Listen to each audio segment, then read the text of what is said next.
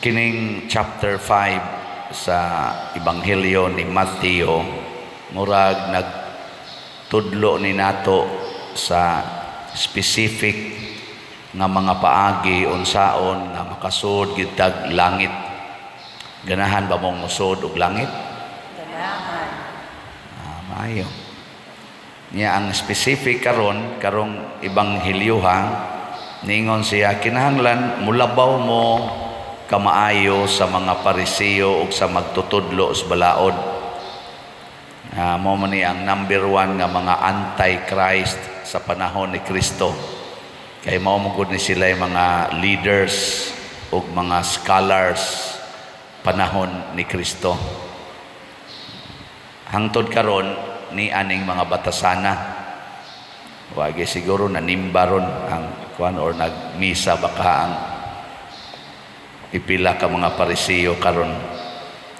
Kana bang tao nga kusog kaayong mo-justify sa iyang mga sala niya, tungod kay ni justify siya, iya sad nang itudlo ngadto sa uban. Pananglitan niingon okay ra gid nang masuko kisa bagoy dili masuko, di ba? Maana man tanong sawan tugot mo ana amo musunod mo ana kisa bagoy dili masuko, natural ra man ginang masuko, no apil tanan kana bitang mo yung ko ayaw na mo kasuko, unsa man ta dili di natataw buang na tanay kanang di masuko, suko mo ginang Ginoo kita na ba noon, mga justification ba. Si Jesus misulti nato ron og specific. Ingon siya, giingon man na sa sugo nga ayaw pagpatay, murder, thou shall not commit murder. Pero kung masuko kas imong isig ka tao, mabanlod gyapon kas impierno. Mao ni siya gitawag og equivalent sa murder ang kasuko. Kay ngano man kasagaran gyud sa mopatay nasuko gid na. Ahino naman say hired killer. Pero ang kanang hired killer extension man na sa taong nasuko. Mo nang suhulan ti ka patyan ning tawhana kay nasuko ko ani. Mura ra gyapon og bungas kasuko ang pagpatay. Di ko no lingi ako no na imong tupad ing na dugay kang masuko. Niya mo ingon gani siya, dali ra ka mamumuno ka.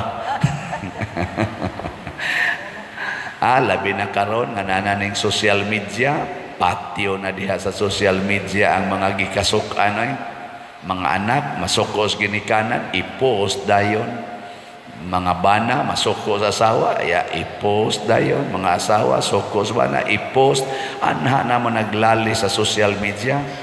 Ang kasuko niya sa iyang asawa nga ilaragid to dito sa ilang balay, ibutang naman hinoon sa tibuok kalibutan. Yabag na. Pinatyanay lagi. Pinatyanay doon mo ba? Mao na di kita kasod og langit kung mao ni atong kinaiya.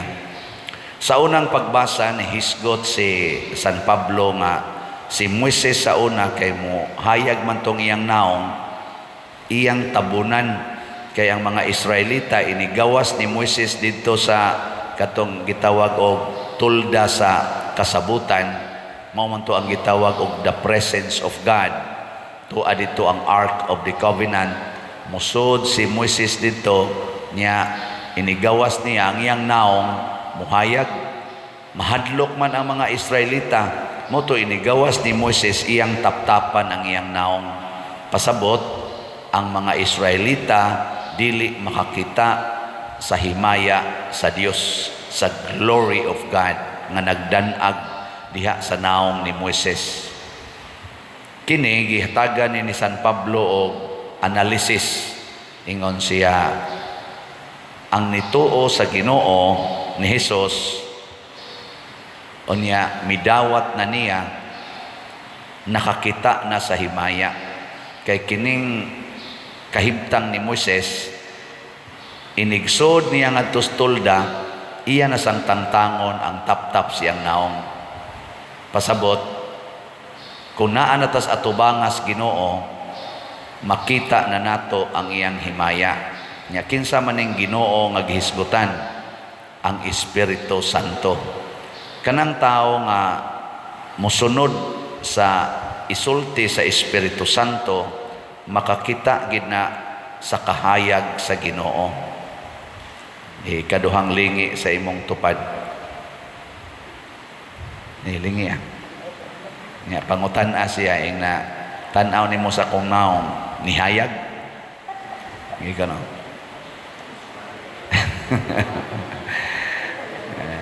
Kanang imong anak nga siging suyop, ug ingnon kasi imong anak, ma, tan-aw nimo sa kung naong nihayag.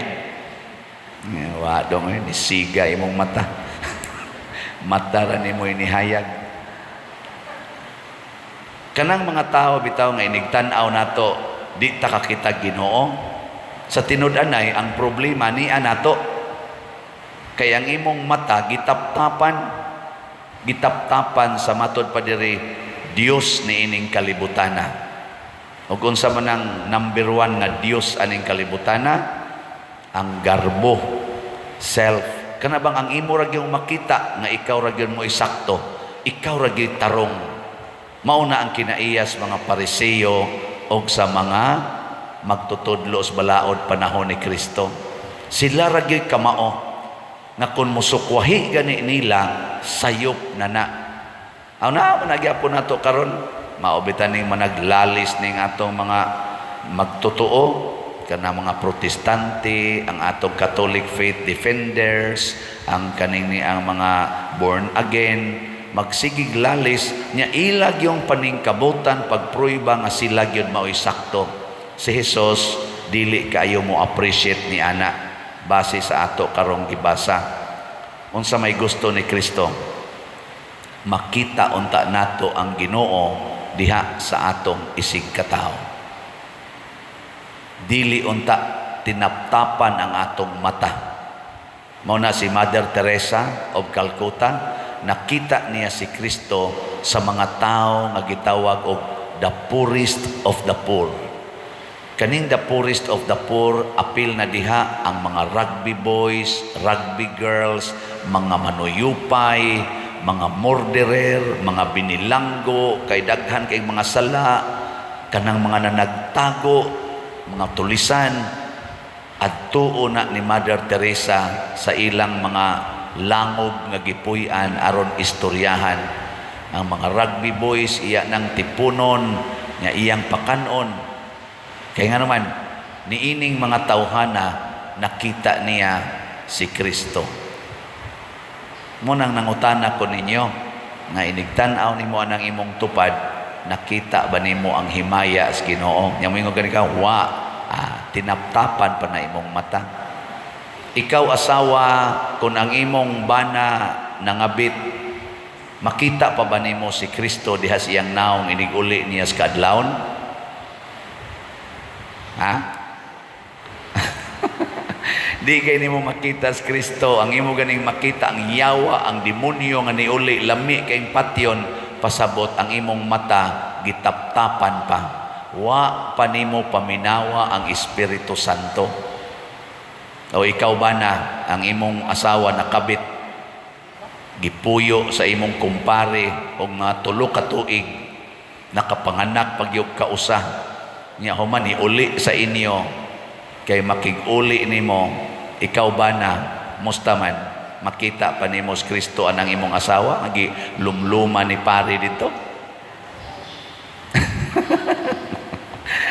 Nya ikaw munas ginhawa nimong trabaho dito sa abroad, antos anang kainit dito sa Middle East, or antos anang mga bawod nga porting dagkua, nya anang pagsakay nimong barko inig-uli ra nimo, mao ra imong madiskubrihan gihuong sa ditong pari ang imong asawa.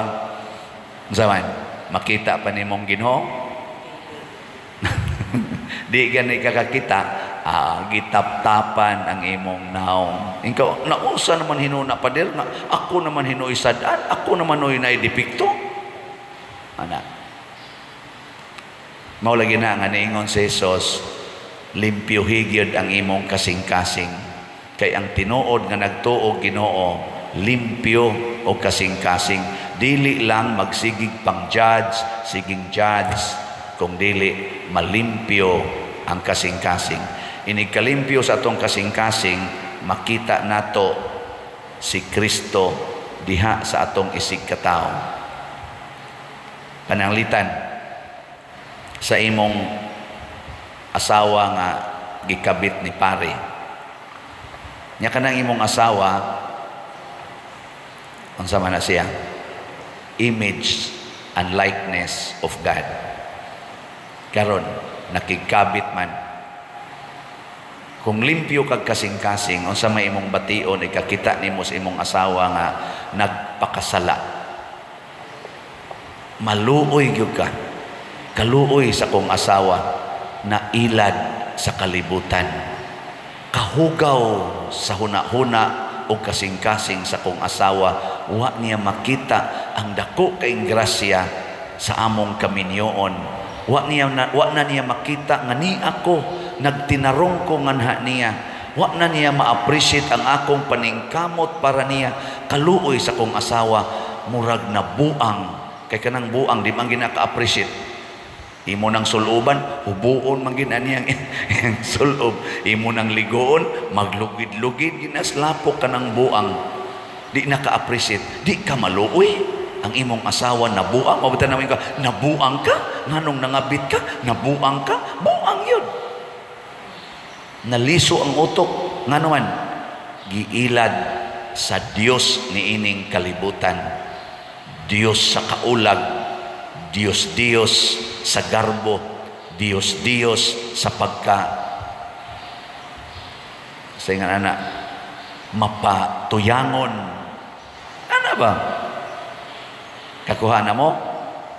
Mao na si Jesus nanaog sa kalibutan, nagpakamatay para nato, kay naglunang nata sa sala, nailad nata sa sala, na biktima nata sa sala.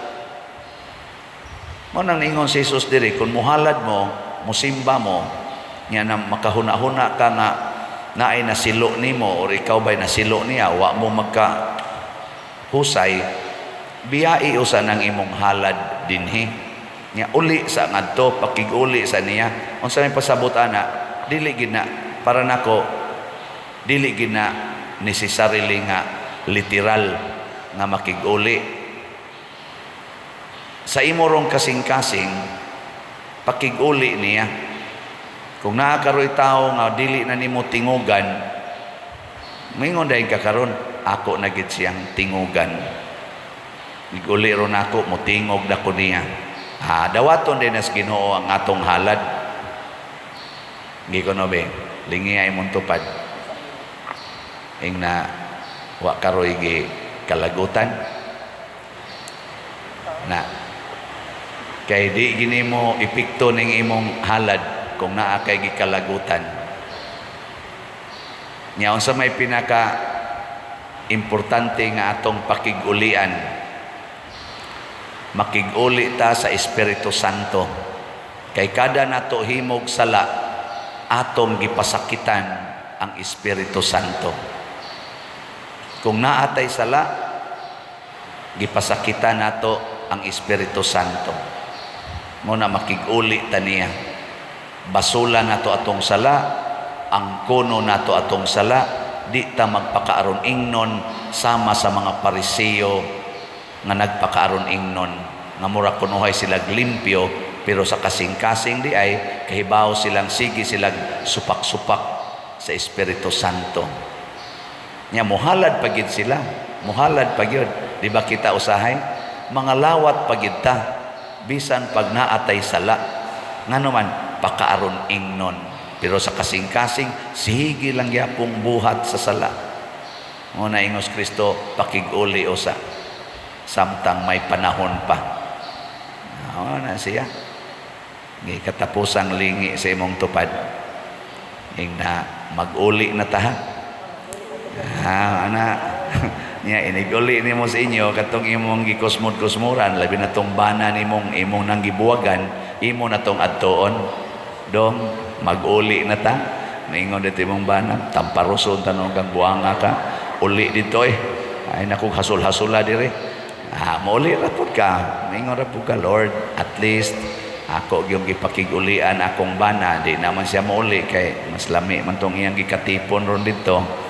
Magpadayon lang kong buutan nga asawa ngadtos akong buangon nga bana. Maingon din ang Ginoo, approve, uli na ta. Di ba? Kaysa magsikay ang animal, wa gyud batasan, maupay nangabit, maupay magisog-isog. Ayaw na. Mao bitaw nga kining mga tao nga naay Espiritu Santo, dili lang na sila makig-uli, manghatag pagyud. Kana bitang kamao na kang muhatag ngadto sa mga tao nga imong nakita nga dunay panginahanglan. Di na ka magpili. Di na ka maingon muhatag ka ana nga kusog kay na manglibak nako. Muhatag ka ana nga wa magay na manghatag nako, kausa nang hangyo ko na niya. Sus katong naglisod pa ko, hangyo ko na mga tawhana, asa ko na muhatag karon maghangyo-hangyo nako. Patilawon ko na silang gibuhat na kusuna. Di na ka mag-iningon ana. Basta na ana kay Espiritu Santo. Muna nga kining namalit na tog slots, murag na agin ni sila Espiritu Santo. Kamong wa kapalit og slot, wa pa mo'y Espiritu Santo. So salamat sa dunay Espiritu Santo nga ilan ang nakita ang wa nataptapi ang ilang mata ba. Kakita na sila nga naagi day palitonon nga slots dinhi sa atong simbahan.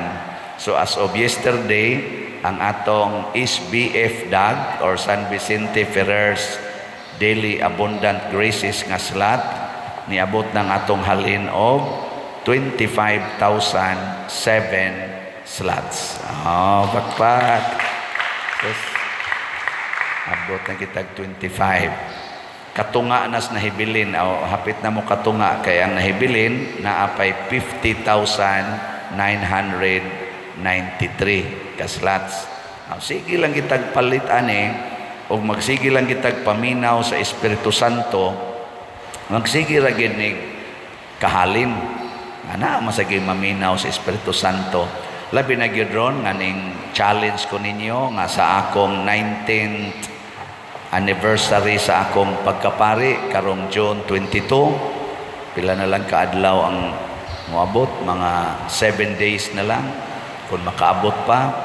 19 years na ko sa akong pagkapari. Nya kung nalipay mo sa akong pagkapari, palit mo 11 minos o sa kaslat, isip pahalipay o pagampo para magpadayon ko sa akong pagbinuotan nga pari. Ambot buutan ba ko sa inyong tanaw? Buutan ko? Wala mo kabaw. Naning kamot matod pasad sa Ginoo, ang kahoy mailhan man kuno siyang bunga.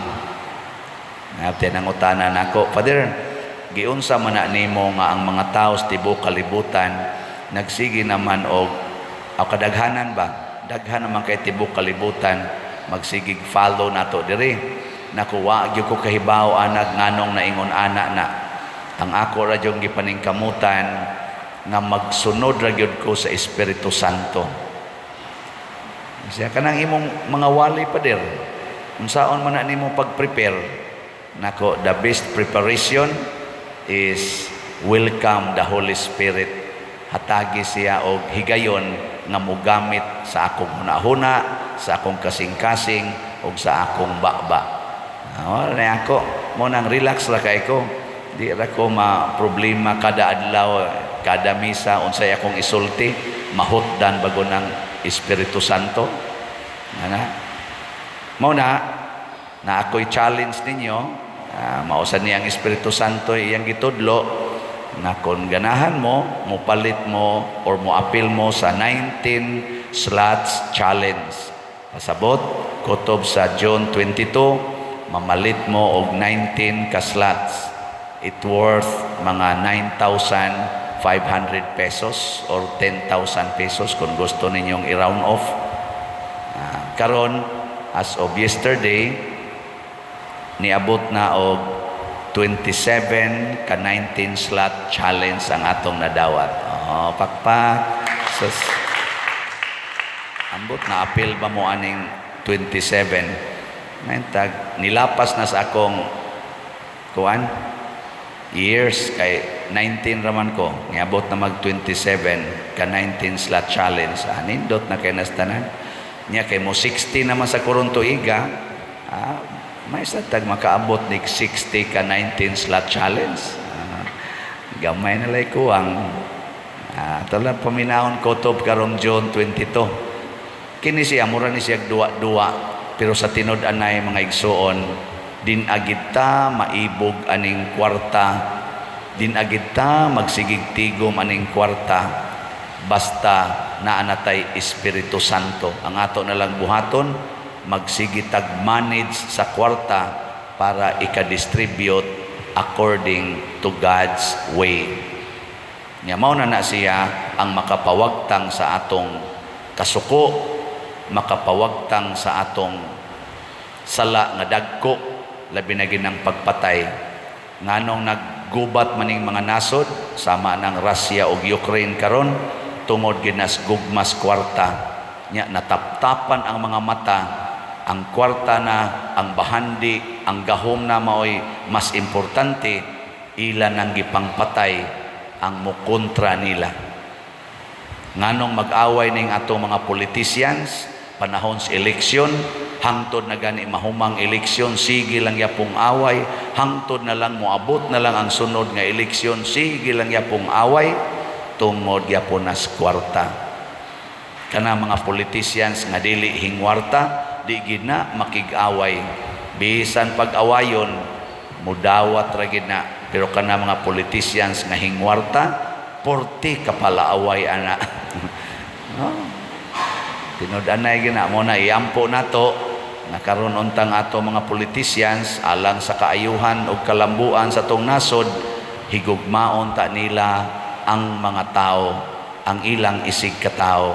Nya gamiton ning kwartas atong nasod, ang bahandi sa atong nasod gamiton alang sa kalambuan sa tanan, dili sa pagpreserbar sa ilang kaugalingong political and economic interests. Manindog na ta mga buotan.